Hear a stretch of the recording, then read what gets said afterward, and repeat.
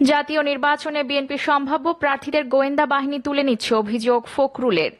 আরাফাত বনাম হিরো আলম। ঢাকা 17 উপনির্বাচন ঈদের পর জোরালো প্রচার চালাবো বললেন হিরো আলম।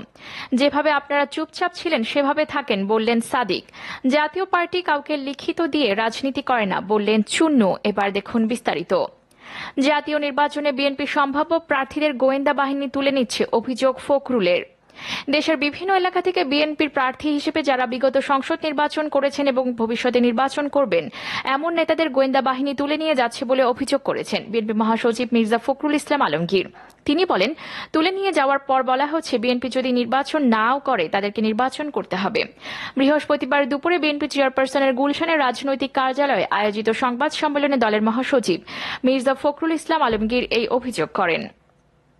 সাংবাদিকদের কাছে এমন অভিযোগের ব্যাখ্যা দিতে গিয়ে বিএনপির মহাসচিব বলেন, একটা ভয়াবহ কথা বলি আপনাদের জানানো দরকার, বিএনপির যারা অ্যাক্টিভ পলিটিক্স করে, ইলেকশন করেছে বা করবে, এই ধরনের নেতাদের গোয়েন্দা বাহিনী তুলে নিয়ে যাচ্ছে এবং তাদের বলা হচ্ছে বিএনপি যদি নির্বাচন না করে তাও তোমরা নির্বাচন করবা। আমি আজকে এটা আপনাদের প্রকাশ্যে বললাম। আমাদের অনেক নেতা এই অভিযোগ করেছেন। মির্জা ফখরুল বলেন, রাষ্ট্রযন্ত্রের যে সমস্ত প্রতিষ্ঠান আছে তারা আইন শৃঙ্খলার সঙ্গে জড়িত, যে সেসব কর্মকর্তাদের অনুরোধ জানতে চায় যে দয়া করে অসাংবিধানিক কাজের সঙ্গে নিজেদের সম্পৃক্ত করবেন না, জনগণের বিরুদ্ধে দাঁড়াবেন না। এদেশের মানুষ বরাবরই যে কোনো অগণতান্ত্রিক শক্তির বিরুদ্ধে দাঁড়িয়েছে, যে কোনো ফ্যাসিবাদের বিরুদ্ধে দাঁড়িয়েছে এবং তারা তাদের অধিকার আদায় করে নিয়েছে। এখন তারা সেই অধিকার আদায় করে নেবে। আইন শৃঙ্খলা রক্ষাকারী বাহিনীর উদ্দেশ্যে মির্জা ফখরুল আরও বলেন, অন্যায়ভাবে বেআইনি নির্দেশের ফলে গণতান্ত্রিক প্রক্রিয়াগুলোকে ব্যাহত করবেন না।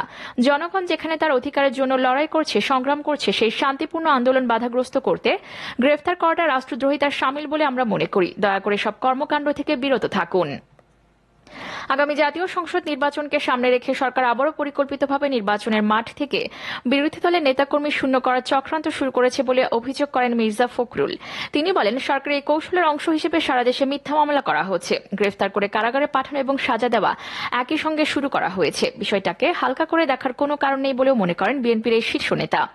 মির্জা ফখরুল বলেন, একদিকে পুরো পৃথিবী যখন বাংলাদেশে গণতন্ত্রহীনভাবে কথা বলছে, মানবাধিকার লঙ্ঘনের কথা বলছে এই সরকারের বিরুদ্ধে, তখন এই সরকারের প্রধান এবং সরকারের মন্ত্রী যারা আছেন তারাও আওয়ামী লীগের নেতারা আবারও জনগণের সঙ্গে চরম প্রতারণার লক্ষ্যে মিথ্যা কথা বলছেন। রাজনৈতিক প্রতিপক্ষ যারা, তাদের দমনপীড়ন করতে সব ধরনের কৌশল অবলম্বন করা হচ্ছে। বিএনপি মহাসচিব অভিযোগ করে বলেন, বিএনপি এবং এর অঙ্গ সহযোগী সংগঠনের গুরুত্বপূর্ণ নেতাদের পর তাদের আর ছাড়া হচ্ছে না। অপরদিকে আরাফাত বনাম হিরো আলম। অবশেষে মনোনয়ন ফিরে পেয়েছেন আলোচিত বিতর্কিত প্রার্থী হিরো আলম। ঢাকার 17 আসনে তিনি স্বতন্ত্র প্রার্থী হিসেবে নির্বাচনে প্রতিদ্বন্দ্বিতা করছেন। এর আগে রিটার্নিং আসিফার তার মনোনয়ন বাতিল করেছে। এর বিরুদ্ধে নির্বাচন কমিশনে আপিল করলে তার মনোনয়নকে বৈধ ঘোষণা করা হয়, ফলে তিনি নির্বাচনে অংশগ্রহণ করছেন। হিরো আলম কোনো ব্যক্তি নন, কোনো প্রার্থী নন, বরং বাংলাদেশে অপরাজনীতি, বিরাজনীতিকরণকে উস্কে দেয় এবং রাজনীতিকে তামাশা বানানোর ক্ষেত্রে তাকে প্রতীক হিসেবে ব্যবহার করা হচ্ছে। হিরো আলমকে নির্বাচনে দাঁড় করানোর পেছনে বিএনপি এবং তার কিছু দলের ভূমিকা রয়েছে।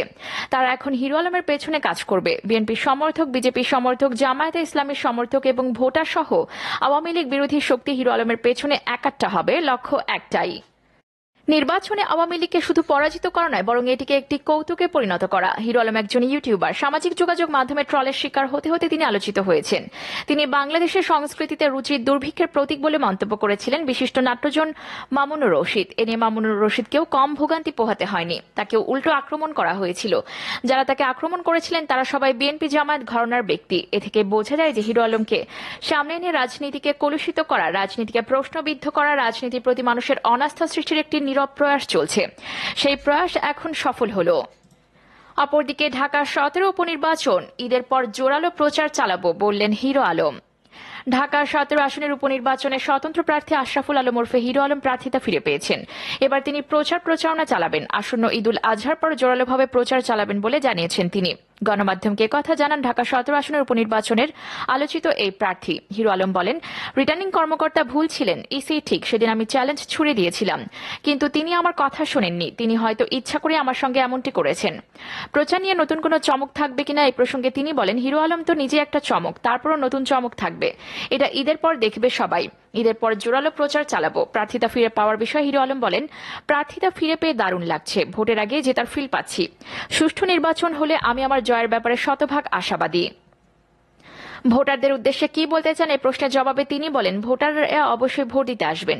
আপনারা এলে ভোটের চিত্র পাল্টে যাবে। ভোটের দিন কেউ ঘরে বসে থাকবেন না। আপনারা না এলে তারা কারচুপির সুযোগ পাবে। ঈদে কাহালু নন্দী গ্রামবাসীদের জন্য কোনো পরিকল্পনা রয়েছে কিনা জানতে চাইলে হিরো আলম বলেন, ঈদ বগুড়ায় করার ইচ্ছা আছে। এখন অনেক চাপে আছি। পরিকল্পনায় বগুড়া গিয়ে করব। তবে ঈদের পর বগুড়াবাসীর জন্য নতুন অ্যাম্বুলেন্স তুলে দিতে চাই। অপরদিকে যেভাবে আপনারা চুপচাপ ছিলেন সেভাবেই থাকেন, বললেন সাদিক। বরিশাল মহানগর আওয়ামী লীগের সাধারণ সম্পাদক ও সাবেক মেয়র সেনিয়াবাদ সাদিক আব্দুল্লাহ নেতাকর্মীদের উদ্দেশ্যে বলেছেন, আপনারা আমার পরিবার। আজকে আমি প্রায় 3 মাস পরে আপনাদের মাঝে ফিরে আসতে পেরেছি। সবার মনে যে আনন্দ বিরাজ করছে তার থেকে ডাবল আনন্দ আমার মনে, এটা তো আপনারা বুঝতে পারছেন। বিকেলে সেনিয়াবাদ ভবনে তিনি এসব কথা বলেন। সাদিক আব্দুল্লাহ দলীয় মনোনয়ন চাইতে ঢাকা যাওয়ার 82 দিন পর বরিশালে ফিরলেন। যদিও ততদিনে নগরীর নতুন মেয়র নির্বাচন শেষ হয়েছে। সাদিক আব্দুল্লাহ বলেন, যেভাবে আপনারা ছিলেন সেভাবেই চুপচাপ থাকেন। আমরা রাজনীতি করি, প্রতিহিংসা নয়। ওয়াদা করেছি বরিশালবাসীকে শান্তিতে রাখবো। আমরা যেন সেই ওয়াদা রাখতে পারি। তিনি বলেন, যুবলীগের চেয়ারম্যান শেখ ফজলে শামস পরশ আমার সঙ্গে এসেছেন। এটি আমার জীবনের চরম পাওয়া। তিনি আগামীকাল অনুষ্ঠানে থাকবেন।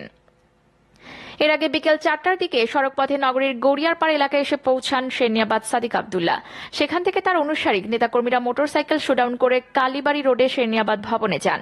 সাদিক আব্দুল্লাহ নিজস্ব ফেসবুক পেজ থেকে করা লাইভে দেখা যায়, নগর উপকণ্ঠ গড়িয়ারপাড়ে শতাধিক মোটরসাইকেল তাকে বরণ করে নেয়। এ সময় তার গাড়িকে লক্ষ্য করে নেতাকর্মীদের ফুল ছুড়তে দেখা গেছে। গড়িয়ারপাড়ে নেতাকর্মীদের সঙ্গে কথা বলতে নামলেও তিনি গাড়ির গ্লাস খুলে কথা বলেন। পরবর্তীতে শোডাউন সহ কালীবাড়ি রোডে সেনিয়াবাদ ভবনে পৌঁছান। সেখানে নেতাকর্মীদের উদ্দেশ্যে হাত নাড়েন এবং উড়ন্ত চুমু দেন। এ সময় নেতাকর্মীদের স্লোগান দিয়ে দেখা যায়, সাদিক ভাই আসছেন, কি আনন্দ লাগছে। প্রসঙ্গত, বরিশাল সিটি কর্পোরেশন নির্বাচনে আওয়ামী লীগের মনোনয়ন পেতে গত 1 এপ্রিল সপরিবারে লঞ্চযোগে ঢাকা যান সেনিয়াবাদ সাদিক আব্দুল্লাহ। সেখান থেকে তিনি ভারতের আজমির শরীফ হয়ে আবার ঢাকায় ফিরে সেখানে অবস্থান করেন। দলীয় মনোনয়ন না পেয়ে কেন্দ্রের নির্দেশনা অনুযায়ী তিনি ঢাকায় অবস্থান করেছেন বলে জানান সাদিক আব্দুল্লাহ। অপরদিকে জাতীয় পার্টি কাউকে লিখিত দিয়ে রাজনীতি করে না, বললেন চূন্য। জাতীয় পার্টির মহাসচিব মোহাম্মদ মুজিবুল হক চূন্য বলেছেন, জাতীয় পার্টি কাউকে লিখিত দিয়ে রাজনীতি করে না। আমরা কারো এজেন্ট নই, কোনো পক্ষকে সমর্থন করা আমাদের রাজনীতি নয়। আমরা আমাদের রাজনীতি নিয়ে এগিয়ে যাচ্ছি। আমরা 300 আসনে নির্বাচন করার সাহস রাখি। জাপা চেয়ারম্যানের বনানী কার্যালয়ে ঢাকা মহানগর উত্তরের নেতাকর্মীদের নিয়ে আয়োজিত এক সভায় তিনি কথা বলেন। ঢাকা 17 আসনের উপনির্বাচনে জাপার মনোনীত প্রার্থী মেজর অবসরপ্রাপ্ত শিকদার মোহাম্মদ আনিসুর রহমানের অংশগ্রহণ উপলক্ষে এই সভার আয়োজন করা হয়। চুন্নু বলেন, নির্বাচনে সুষ্ঠু পরিবেশ চাই। ভোটাররা যেন নির্ভয়ে কেন্দ্রে আসতে পারে এমন পরিবেশ তৈরি করতে হবে। ভোটারদের উদ্দেশ্যে সাবেক এই মন্ত্রী বলেন, ভোটের মাধ্যমে প্রতিবাদ করতে হবে। অবস্থান কর্মসূচি নয়, মারামারি নয়। ভোটের মাধ্যমে দুর্নীতি ও দুঃশাসনের প্রতিবাদ করতে হবে। সিটি কর্পোরেশন নির্বাচনে পরিবেশ মোটেও ভালো ছিল না অভিযোগ করে জাপা মহাসচিব বলেন, সিটি নির্বাচনে মানুষ নির্ভয়ে ভোট দিতে পারেনি। নির্বাচন কমিশনের উদ্দেশ্যে তিনি বলেন, ভোটের পরিবেশ সুন্দর করতে হবে।